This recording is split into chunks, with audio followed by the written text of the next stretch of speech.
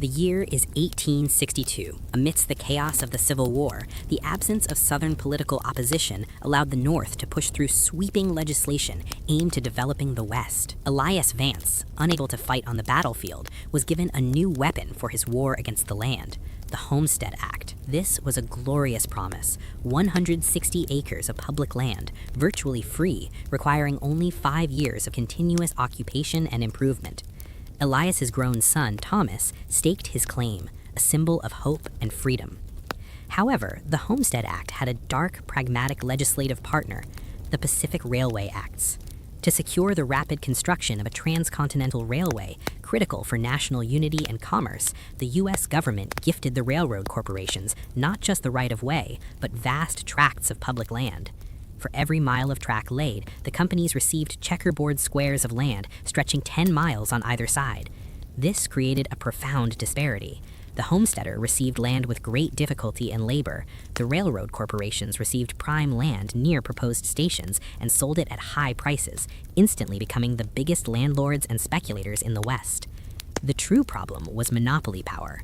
As the railroad tracks drew closer to Vance's Grove, the corporations dictated the freight rates. They were notoriously arbitrary and steep, often raising prices just before harvest when Elias and Thomas had no alternative but to ship their crops.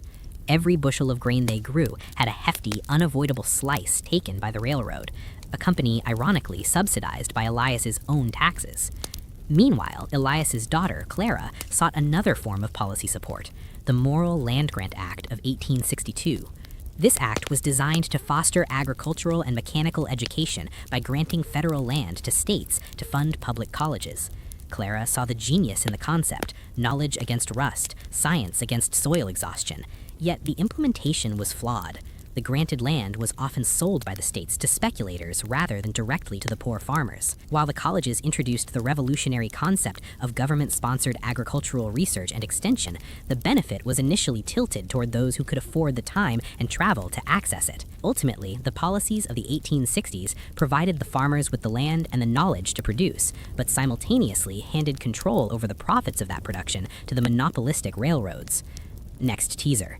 While the North and West fought the monopolies of the railroad, the South was trapped in an entirely different economic chain. The next part reveals how the failure of federal policy created a debt-driven existence for formerly enslaved people. The link to the full story is printed in the comment box below. You can click the link and listen to the complete narration. Your sleep is 100% guaranteed. Just listen and let history gently fade into rest.